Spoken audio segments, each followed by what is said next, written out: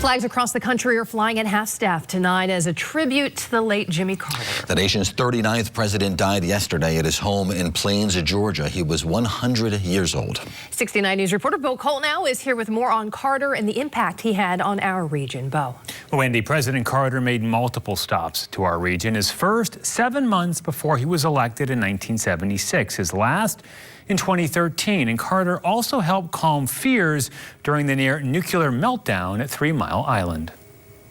I want to thank my predecessor for all he has done to heal our land. From presidential pardons for Vietnam draft dodgers, brokering peace between Egypt and Israel and along the Panama Canal, to eradicating African diseases, the country's 39th president leaves a legacy of healing and helping. You don't get many Jimmy Carters, and frankly, we need all of them we can get.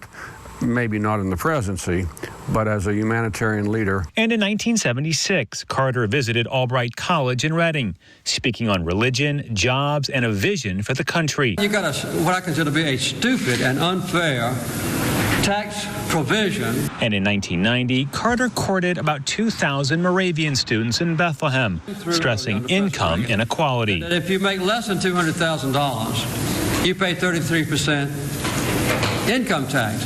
If you make more than $200,000, you pay 28% income tax. And 23 years later, in 2013, Carter was again called to a Lehigh Valley College campus, speaking at Lafayette in Easton that April, stressing his hopes for America's global message. I would like for our country in the future to have a reputation as a champion of peace. But in April of 1979, Carter's Pennsylvania visit helped bring down the energy of fear. The nuclear engineer turned president toured 3 Mile Island during the partial meltdown of the nuclear plant. He was always deeply concerned about a society, about social services, about human services. And Carter created the Department of Education, specifically to map out what America's education system should look like. And for more than 30 years, he also helped reshape neighborhoods, working with Habitat for Humanity, just one example of his global humanitarian mission. And he won the Nobel Peace Prize in 2002. I think all Americans should be proud of Jimmy Carter's post-presidential period. He showed really what the best of America is. And Pennsylvania Governor Josh Shapiro put out a statement saying President Jimmy Carter was a humble, generous, and admirable public servant, both as our president and in his years after as a citizen in service.